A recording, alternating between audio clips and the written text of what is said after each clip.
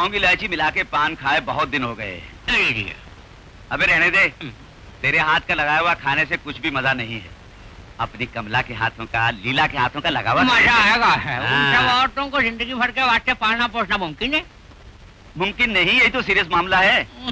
खैर वो सब छोड़, खेतों में कितने आदमी काम पे होंगे? कम से कम 10-12 होंगे। खेती करने से नुकसान हो रहा है। अब तो ऐसी ख्वाहिश होती है कि खेती बाड़ी छोड़ के नारियल के पेड़ लगवा लूं मैं। इरादा नेक है, अपने यहाँ कानून पास होने के पहले ही लगवा ले। आज कॉलेज नहीं गई तुम? हाँ, संडे है ना। दिन गुजरते भी पता नहीं चलता। छुट्टी का दिन मनाने का वास्ते इंतजाम मैंने कर दिया है। उसने पास वाली झोपड़ी में वहाँ थोड़ी देर बाद संदेह न करे, वो जरूर आएगी। वो जरूर आएगी कमला। तू जाके उस्मान से बोल कर कोई खूबसूरत चिड़िया लाने की कोशिश करे। लेकिन उस्मान आपसे आजकल नाराज है। नाराज क्यों है? उसकी लारी में से एक आदमी को निकालकर विनोद ने बहुत झगड़ा किया। अब जिसे निकाला है उसे काम ना दी तो लारी डालूंगा, ये उस्मान कहता है। अगर विनोद ने झगड़ा किया तो उस्मान मुझसे क्यों नाराज है? ये मैं नहीं कह सकता। सोचा जाए तो विनोद आपके फ्रेंड का लड़का है ना। फ्रेंड का लड़का? 26 साल पहले जब किसी को लेकर यहाँ से उसकी माँ भागी थी तभी मैंने उन लोगों से अपना संबंध तोड़ लिया था।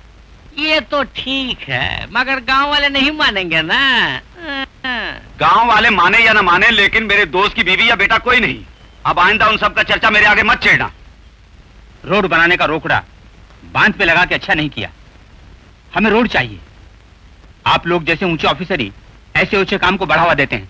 इस पंचायत में एक जनता कमेटी भी है, वही है इंसाफ करने वाले, अंजाम देने वाले। बिना जनता की मर्जी के एक जनता कमेटी भाड़ में जाए।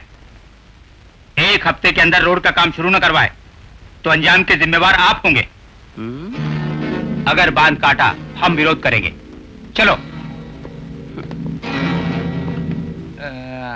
आपको गोली चलाए सालों बीत गए है ना।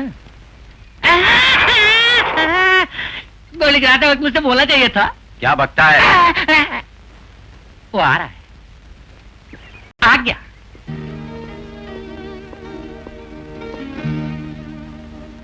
क्या चाहिए तुम्हें? मैं आपसे मिलने आया। मुझसे? किस लिए? तो क्या वजह खोल के बताऊं? बताने के लिए यहाँ पर आया है? दफा होने के लिए नहीं, इंसाफ मांगने यहाँ पे आया हूं। मेरी माँ को खेत से जो हिस्सा मिलना है आज तक हम लोगों ने पूछा नहीं। हिस्सा लिए बिना नहीं छोड़ूंगा। तेरी माँ का किस बात का हिस्सा? पहले रोज ही किसी के साथ भागते वक्त सोचना था। माँ का हिस्सा पूछने बेटा आया है। हिस्सा मिलेगा नहीं वो देख लूंगा। देख लो। जो कहता हूं कान खोल के सुनिए। इस साल के सारे नारियल मैं तोड़ूंगा। अगर मेरे खेत में आया तो तेरी टांगे मैं तोड़ डालूंगा।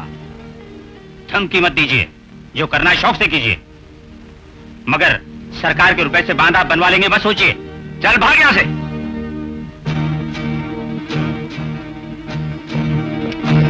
आया माँ का हिस्सा पूछने, उसने मेरा असली रूप नहीं देखा। ए सुरजू, हजूर, नकली सांप से खौफ खाने वाला ये माथुर नहीं। मगर वो नकली नहीं असली है। इस सपेरे माधु माथुर को कोई नहीं नचा सकता। ये मैं जानता हूँ, लेकिन जमाना बदल गया। सुरजू, कड़वा सच किसी को मीठा नहीं लगता। मैं बात तो भूल ही गया। मैं कुछ भी नहीं कहूंगा।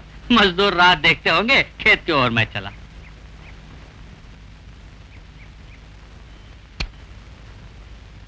उनसे तुम झगड़ा करने मत जाओ, हम किसी तरह जी लेंगे बेटे। तो फिर माथुर घराने से हिस्सा पूछने का हमें हक भी नहीं? तुम्हें इसका पता है ना, तुम असलियत नहीं जानते। तो फिर मेरा हक मांगना गुनाह है? तुम्हारे डैडी के साथ भागने का ही ये नतीजा है। तुम्हें जन्म दिया उसी दिन लॉरी एक्सीडेंट में उनकी मौत हो गई। उसके बाद तुम्हें पालने में कितनी मुसीबतें और आफतें झेली जानते हो। इतने रोज माधुर घराने से अपने हिस्से की मांग नहीं की, तो अब किस लिए बोलो? वो मेरे पति के मित्र हैं। तुम्हारा उनसे कोई झगड़ा हो ऐसा मैं नहीं चाहती।